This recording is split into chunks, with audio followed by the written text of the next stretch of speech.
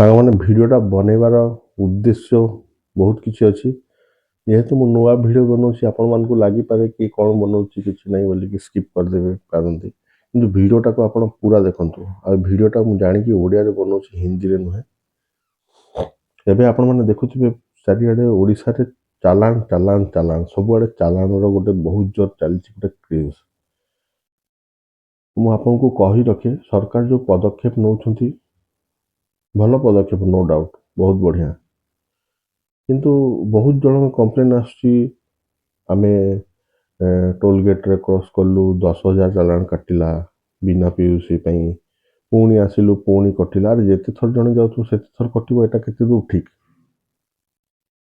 ଆପଣମାନେ କୁହନ୍ତୁ, ଏଇଟା କେତେ ଦୂର ଠିକ୍? ଏଇ ରିସେଣ୍ଟଲି ମୁଁ ଯାଇଥିଲି କୋଣାର୍କ ପିକନିକ୍ ପାଇଁ। କୋଣାର୍କ ମେରାଇନ୍ ଡ୍ରାଇଭ୍ରେ ଗାଡ଼ି ରଖିଛି, ପୋଲିସ ଆସିଲେ ଫଟୋ ଉଠେଇ ଦେଇକି ପଳେଇଲେ। ଆମେ ତାଙ୍କୁ ରିକ୍ୱେଷ୍ଟ କଲୁ, ନାଇଁ ସାର୍, ଆଉ ଏଠି ଯଦି ପାର୍କିଂ ନାହିଁ, ଆମେ କେଉଁଠି ପାର୍କିଂ ପାଇଁ ଦେଖିନୁ, ନୋ ପାର୍କିଂ ଲେଖା ହେଇଥିବାର। ମୁଁ ଜାଣିନି କେଉଁଠି ଲେଖା ହେଇଥିବ, କିନ୍ତୁ ଦୂର ପର୍ଯ୍ୟନ୍ତ ମୁଁ ତ କେଉଁଠି ଦେଖିନି। ଆପଣମାନେ ଯଦି ଦେଖିଛନ୍ତି ତାହେଲେ କୁହନ୍ତୁ। ହେଲେ ଆପଣ ନେଇକି ପାର୍କିଂରେ ଗାଡ଼ି ରଖିଦିଅନ୍ତୁ, ତ ଆପଣଙ୍କୁ କିଛି କରାଯିବନି। ଆପଣ ପୂର୍ବ ଭିଡ଼ିଓ ବି ଦେଖିପାରିବେ, ସେଠି ମୋ ରିସିପ୍ଟ ଫିସିପ୍ଟ ସବୁ ଅଛି। ତାପରେ ଆମେ ନେଇକି ଗାଡ଼ି ପାର୍କିଂରେ ରଖିଲୁ, ତଥାପି ଆମ ଗାଡ଼ି ନାଁରେ ଚାଲାଣ ଆସିଲା। କାହିଁକି? ତୁମେ ଗୋଟେ ଡେଡିକେଟେଡ୍ ଯଦି ସେଠି ଲଗାଅ, ନୋ ପାର୍କିଂ, ଲୋକଙ୍କୁ ଜଣାଅ। ଆରେ ମୁଁ ତ ଏଠୁ ଯାଇକି ମେରାଇନ୍ ଡ୍ରାଇଭ୍, ବାହାରୁ ବହୁତ ଲୋକ ଆସୁଛନ୍ତି ଆମ ଓଡ଼ିଶାକୁ, ସେମାନେ କେମିତି ଜାଣିବେ? କହୁନାହାନ୍ତି? ସେମାନେ ଜାଣିପାରିବେନି, ତାଙ୍କ ନାଁରେ ଏମିତି ଚାଲାଣ। ତାପରେ ସେ ତ ଠିକ୍ ହେଲା, 12ଟା 1 ପରେ ମୋତେ ଚାଲାଣ ଆସିଲା। ମୋତେ କ'ଣ, ମୋ ସହିତ ଯେଉଁମାନେ ଯାଇଥିଲେ ସମସ୍ତଙ୍କୁ ଚାଲାଣ ଆସିଲା। କାହିଁକି ନା ତୁମେ ମେରାଇନ୍ ଡ୍ରାଇଭ୍ରେ ରୋଡ଼ ଉପରେ ଗାଡ଼ି ରଖୁଛ ବୋଲିକି। ତ ଜିନିଷ ହେଉଛି ଏଇଆ। ତାପରେ ଯେତେବେଳେ 12ଟା 1 ବାଜିଗଲା, ଭାଇ ଲାଇନ୍ ମାନେ ଲାଇନ୍, ପୁରା ଲାଇନ୍, ଗାଡ଼ି ଲାଇନ୍, ଏତେ ଗାଡ଼ି। ପୁଲିସ ନିଜେ ହିଁ କନଫ୍ୟୁଜ୍ ହେଇଯିବ କି କେଉଁଠିକୁ ମୁଁ ଚାଲାଣ କାଟିବି। ଏତେ ଗାଡ଼ି ଭର୍ତ୍ତି ପୁରା। ଏଇଟା କ'ଣ ସମ୍ଭବ ସବୁଗୁଡ଼ାକୁ ଚାଲାଣ କାଟିବା? ତ ଏ ଚାଲାଣ ନାଁରେ କ'ଣ ହେଉଛି, ମୁଁ କ'ଣ ତ ଜାଣିପାରୁନି। ତାପରେ ରହିଲା, ଲୋକ ନିଶା କରିକି ଡ୍ରାଇଭିଂ କରୁଛନ୍ତି, ତାଙ୍କ ନାଁରେ କାହିଁ ଚାଲାଣ? ମୁଁ ଦେଖୁଛି ରାସ୍ତାରେ ପୁରା କଳା କାଚ ବାଲା ଗାଡ଼ି ଚାଲୁଛି, ତାଙ୍କୁ କ'ଣ ପୋଲିସ ଆଖିରେ ସେ ଦେଖାଯାଉନି? ସେଠି କାହିଁ ଚାଲାଣ? ସେମାନେ ତ ବିନ୍ଦାସ ବୁଲୁଛନ୍ତି। ଇଭିନ୍ ମୁଁ BMC ଗାଡ଼ି ଦେଖୁଛି, ତା ଗାଡ଼ିରେ ନମ୍ବର ପ୍ଲେଟ୍ ନାହିଁ, ଗାଡ଼ିରୁ କଳା ଧୂଆଁ ବାହାରୁଛି, ସେ ବିନ୍ଦାସ ଚାଲୁଛନ୍ତି ରାସ୍ତାରେ, କିଛି ଅସୁବିଧା ନାହିଁ। ସାଧାରଣ ଲୋକ ଖାଲି ହଇରାଣ ହେଉଛନ୍ତି। କ'ଣ ନା, ଗାଡ଼ି ଆମର ସାର୍ ଏଠି ଅଛି, ଚାଲାଣ କଟିଛି ଆଉ ଗୋଟେ ଜାଗାରେ। ହଇରାଣ କିଏ ହେଉଛି? ସେଠି କେହି କୋପରେଟ୍ କରିବେନି ସେତେବେଳକୁ। ଆଜ୍ଞା, କେହି କୋପରେଟ୍ କରୁନାହାନ୍ତି। ଆଜି ଆସନ୍ତୁ, କାଲି ଆସନ୍ତୁ, ଏମିତି କରି ଲୋକଟି ହଇରାଣ ହେଉଛି। କାହିଁକି? ତାର ତ ଗାଡ଼ି ଏଠି ଅଛି, ଗାଡ଼ି ଅଲଗା ଜାଗାରେ ଚାଲାଣ କେମିତି କଟିଲା? ଆଚ୍ଛା, ତମେ ଯଦି PUCC ନାଁରେ କ୍ୟାମେରାରୁ ଯଦି ଚାଲାଣ କାଟିଦେଲ, ଠିକ୍ ଅଛି, କ୍ୟାମେରା ଦେଖିଲା, କ୍ୟାମେରାରୁ ଚାଲାଣ କାଟିଲ। ଯେତେବେଳକୁ ପେଟ୍ରୋଲ ଜଣେ ଦେଇଯିବ, ସରକାର ଗୋଟେ ନିୟମ କରିଥିଲେ, ମୁଁ ଜାଣିନି କେତେ ଦୂର ଏହା, ସମସ୍ତେ କହିଲେ ନାଇଁ, ଆପଣଙ୍କୁ ଯଦି PUCC ନାହିଁ, ଆପଣଙ୍କୁ ପେଟ୍ରୋଲ ମିଳିବ ନାହିଁ। ତମେ ଯେତେବେଳେ ଦେଖିକିରି ଚାଲାଣ କାଟି ଦେଉଛ, ସେତେବେଳେ କ୍ୟାମେରା ସବୁ ଡିଟେକ୍ଟ କରିଦେଉଛି। ଆମେ ଭାଇ ଗୋଟେ ଜାଗାକୁ ଯିବୁ, କାହିଁକି ପୁଣି ଗ୍ରୀନ୍ ଷ୍ଟିକର ପାଇଁ ଲଗେଇବୁ, ତମ କ୍ୟାମେରାରେ ଦେଖୁନ? ଆମେ ତ ପରିବହନ ଆପରେ ସବୁ କିଛି ଅଛି। ସେଠି ସରକାରଙ୍କୁ ନିବେଦନ, ଲୋକଙ୍କୁ ହଇରାଣ କରନ୍ତୁନି। ସବୁଠୁ ବଡ଼ କଥା ଆଜ୍ଞା, ନିଶାଠୁ ବି ଆହୁରି ଡେଞ୍ଜର ହେଉଛି ନ ଶୋଇକି ଗାଡ଼ି ଚଲେଇବାଟା, ଆଖିରେ ନିଦ ଥିବ ଗାଡ଼ି ଚଲେଇବାଟା। ଆପଣଙ୍କୁ ମନେ ଥିବ, କିଛି ଦିନ ପୂର୍ବରୁ ଡ୍ରାଇଭର ଭାଇମାନେ ଗୋଟେ ଆନ୍ଦୋଳନ କରିଥିଲେ କି ପ୍ରତି ଜାଗାରେ ଗୋଟେ ରେଷ୍ଟରୁମ୍ କରାଯାଉ। ସରକାର ତା ପ୍ରତି ଧ୍ୟାନ ଦିଅନ୍ତୁ। ସେ ଡ୍ରାଇଭର ଭାଇମାନେ କେଉଁଠି ଗୋଟେ ରେଷ୍ଟ ନେଇପାରିବେ, ଟିକେ ଶାନ୍ତିରେ ଶୋଇପାରିବେ। କାହିଁକି ନା ବଡ଼ ବଡ଼ ଗାଡ଼ି ହେଲା, ଯେଉଁ ଟ୍ରାନ୍ସପୋର୍ଟିଂ ଗାଡ଼ି ହେଲା, ତାଙ୍କୁ ବହୁତ ଜାଗାରେ ହଇରାଣ କରାଯାଏ। ଏଠି ଗାଡ଼ି ରଖନି, ସେଠି ଗାଡ଼ି ରଖନି, ଗାଡ଼ି ରଖିଦେଲେ ଫଟୋ ଉଠେଇକି ଚାଲାଣ ପଠାଇଦେବେ। ତାଙ୍କୁ ବି ସେମାନେ ମଣିଷ ଆଜ୍ଞା, ତାଙ୍କୁ ଟିକେ ରିଲାକ୍ସ ଦିଆଯାଉ, ତାଙ୍କୁ ସେମାନେ ବି ଗୋଟେ ଜାଗାରେ ରେଷ୍ଟ କରନ୍ତୁ, ଯାହାଦ୍ୱାରା କି ସେମାନେ ଆରାମସେ ଗାଡ଼ି ଚଲେଇ ପାରିବେ। ସେଇ ଜିନିଷକୁ ଧ୍ୟାନ ଦିଅନ୍ତୁ।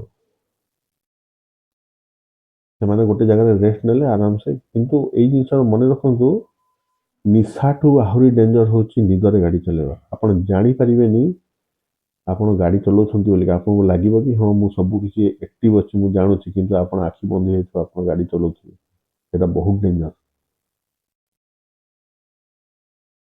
ତାପରେ ଆଉ ଗୋଟେ ଜିନିଷ, ସପୋଜ କହୁଛି, ଜଣେ ବୃଦ୍ଧ ବୟସ୍କ ବ୍ୟକ୍ତି ଅଛନ୍ତି, ସେ ଆଉ ଗାଡ଼ି ଚଲାଇ ପାରୁନାହାନ୍ତି, ସେମାନେ ନିଶ୍ଚୟ ଡ୍ରାଇଭରଟେ ରଖିବେ ତାଙ୍କ ଗାଡ଼ି ପାଇଁ, ତାଙ୍କ ଯିବା ଆସିବା ପାଇଁ, ତାଙ୍କ ସୁବିଧା ପାଇଁ, ମେଡ଼ିକାଲ ଯିବା ପାଇଁ, ଯୁଆଡ଼େ ବି।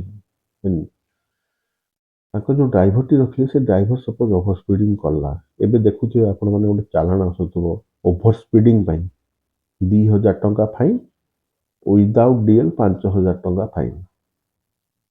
ଆପଣ ବିନା ଦେଖିକି କେମିତି ଜାଣିଲେ ସାର୍ ଯେ ସେ ତା ପାଖରେ ଡ୍ରାଇଭିଂ ଲାଇସେନ୍ସ ନାହିଁ? ୟାର ତାତ୍ପର୍ଯ୍ୟ ଏଇଆ ହେଲା, ଆପଣ ଆସନ୍ତୁ, ଡ୍ରାଇଭିଂ ଲାଇସେନ୍ସ ଦେଖେଇଲେ ଆମେ 5,000 କମ୍ କରିଦେବୁ, କିନ୍ତୁ ତା ବଦଳରେ ଆପଣଙ୍କର ଗୋଟେ ଷ୍ଟ୍ରାଇକ୍ ବାଜିଯିବ ଯେ ଆପଣ ଗୋଟେ ନିୟମ ଭାଙ୍ଗିଛନ୍ତି। ଏମିତି ହେଲେ ଆପଣଙ୍କର ଡିଏଲ୍ କିଛି ଦିନ ପାଇଁ କ୍ୟାନସେଲ୍ ହେଇଯିବ।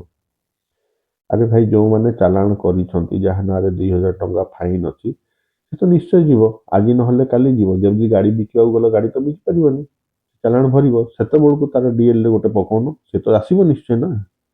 ଆଉ 5,000 ଟଙ୍କା ଏମିତି ନାହିଁ କି ସେ ସେଇ ଆର୍ଟିଓରେ ଭରିବ। ଆଜ୍ଞା, ମୁଁ ଯାଇଥିବି କୋରାପୁଟରେ ପଡ଼ିବ ଚାଲାଣ, ଆଉ ଏଠିକି ମୁଁ ପଳେଇ ଆସିଲି ଭୁବନେଶ୍ୱର, ମୋତେ 2 ଦିନ ପରେ ମେସେଜ ଆସିବ କି ଆପଣଙ୍କ ନାଁରେ ଚାଲାଣ ଆସୁଛି। ନା କୋଉଠି ଭରିବେ? ଭୁବନେଶ୍ୱର ଆର୍ଟିଓରେ ହେଇପାରିବନି, ଆପଣଙ୍କୁ ଯିବାକୁ ପଡ଼ିବ କୋରାପୁଟ ଆର୍ଟିଓ। ଇଏ କି କଥା? ଜଣେ ଅଲଗା ରାଜ୍ୟରୁ ଆସୁଥିବ, ସିଏ କେମିତି କରିବ? ଏଇସବୁ ଜିନିଷକୁ ସରକାର ନଜରରେ ନିଅନ୍ତୁ। ଯେଉଁ ସବୁ ଜିନିଷ ଆଣୁଛନ୍ତି ବହୁତ ଭଲ କରୁଛନ୍ତି, ନୋ ଡାଉଟ୍, କିନ୍ତୁ ତାକୁ ଭଲ ଭାବରେ କାର୍ଯ୍ୟକାରୀ କରନ୍ତୁ, ଲୋକଙ୍କୁ ସହଯୋଗ କରନ୍ତୁ। ବହୁତ ଲୋକ ହଇରାଣ ବି ହେଉଛନ୍ତି ଆଜ୍ଞା। ତାଙ୍କୁ ହଇରାଣ ହରକତ ନ କରାଯିବ, ସେଟା କିଭଳି ସମାଧାନ କରାଯିବ ତାଙ୍କୁ ସେ ପନ୍ଥା ବତାନ୍ତୁ। ୟା ଭିତରେ ମୁଁ ଆଜ୍ଞା ଆଉ ଛୋଟିଆ ଜିନିଷଟେ ଏଡ୍ କରିବା ପାଇଁ ଚାହୁଁଛି। ସରକାର ପଲ୍ୟୁସନ୍ ପାଇଁ ଯଦି ଏତେ ଚିନ୍ତିତ, ମୁଁ ଏଇ ରିସେଣ୍ଟଲି ଯାଇଥିଲି ସାର୍ ଝାରସୁଗୁଡ଼ା। ମୁଁ ଶୁଣିଛି କୁଆଡ଼େ ତାଳଚେର ହେଉଛି ଏବେ ଭାରତରେ ହେଉଛି, ବୋଧେ ଭାରତରେ ପଲ୍ୟୁସନ୍ରେ ନମ୍ବର 1ରେ ଥିଲା। କାହିଁକି? ସେଠି ଆପଣ ଥରେ ଯାଆନ୍ତୁ, ଜାଣିବେ। ମୁଁ ଏବେ ରିସେଣ୍ଟଲି ଯାଇଥିଲି ଆଜ୍ଞା ଝାରସୁଗୁଡ଼ା, ଆଉ ଝାରସୁଗୁଡ଼ାରେ ଆପଣ ବିଶ୍ୱାସ କରିବେନି, ମୁଁ ନେଇକି ଯାଇଥିଲି ସ୍କୁଟରରେ, ଆଉ ଯେତେବେଳେ ଘରକୁ ପହଞ୍ଚିଲି ମୋ ନାକରୁ ମୋ ଆଖିରୁ ଏମିତି କଲାବେଳେ ଖାଲି କଳା, ମାନେ କ'ଣ କଳା ଗୁଣ୍ଡ। ସେଟା କେଉଁଠୁ ଆସୁଛି ଆଜ୍ଞା?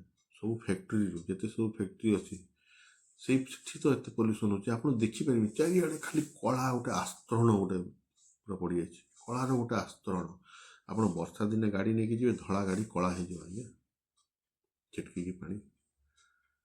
ଆପଣ ଭାବନ୍ତୁ ସେଠି କେଉଁ ରେଟ୍ରେ, ସେଠି ଲୋକମାନେ କେଉଁ ଭଳିଆ ରହୁଛନ୍ତି। ଘର ଦେଖିବେ କହିବେ ମାନେ ହୋଟେଲ ଭିତରେ କଳା। ଆପଣ ବି ପାରାଦ୍ୱୀପ ବି ଯାଇଥିବେ, ଏପଟ ଲୋକ ଜାଣିଥିବେ ସମସ୍ତେ, ତାଳଚେରରେ ବି ପୁରା ଠିକ୍ ସେଇଭଳି ଅବସ୍ଥା। ତ ଏଇସବୁ ଜିନିଷରେ ସରକାର ଯଦି ଏତେ ତତ୍ପରତା ଦେଖୁଛନ୍ତି, ସେଥିରେ ବି ଟିକେ ତତ୍ପରତା ଦେଖାନ୍ତୁ, ଯାହାଦ୍ୱାରା କି ଲୋକମାନେ ଟିକେ ମାନେ ଶାନ୍ତିରେ ନିଶ୍ୱାସ ନେବେ। ପଲ୍ୟୁସନ୍ଟା ହେଉଛି ନିହାତି କଣ୍ଟ୍ରୋଲ କରିବା କଥା, କିନ୍ତୁ ସେଇ ଜାଗା ଗୁଡ଼ାକୁ ବି ପଲ୍ୟୁସନ୍ ସାର୍ କଣ୍ଟ୍ରୋଲ କରିବା କଥା। ଆପଣ ଥରେ ଯାଇ ଦେଖନ୍ତୁ ଝାରସୁଗୁଡ଼ାକୁ, ତାଳଚେରକୁ, ପାରାଦ୍ୱୀପକୁ, ଆପଣ ଜାଣିବେ ଲୋକ କେମିତି, ମାନେ ସେଠି ଆପଣ ହୋଟେଲ, ଗୋଟେ ଛୋଟିଆ ହୋଟେଲରେ ବି ଯେଉଁ ଯାଉଛନ୍ତି ଲୋକମାନେ, ଦେଖିବେ ଆପଣ କେମିତି ବସିକି, କେତେ ପୁରା କଳା ଆସ୍ତରଣ ଭିତରେ ବସିକି ସେମାନେ ଖାଉଛନ୍ତି। ମୁଁ ତ ଏମିତି କହୁଛି, ଆପଣ ଯିବେ, ଆପଣ ନାକରୁ ଆଖିରୁ କ'ଣ ପରିସ୍ରା ଗଲେ ବି ବୋଧେ କଳା ପାଣି ବାହାରିବ ଆଜ୍ଞା। ତ ସରକାରଙ୍କୁ ନିବେଦନ କରୁଛି, ଏସବୁ ପ୍ରତି ବି ଟିକେ ଧ୍ୟାନ ଦିଅନ୍ତୁ। ଏତିକି ମୁଁ କହିବାକୁ ଚାହେଁ। ଡ୍ରାଇଭ୍ ସେଫଲି, ସିଟ୍ ବେଲ୍ଟ ସବୁବେଳେ ଲଗାନ୍ତୁ, ହେଲମେଟ୍ ଲଗାନ୍ତୁ ସାର୍। ଜୟ ହିନ୍ଦ, ଜୟ ଭାରତ।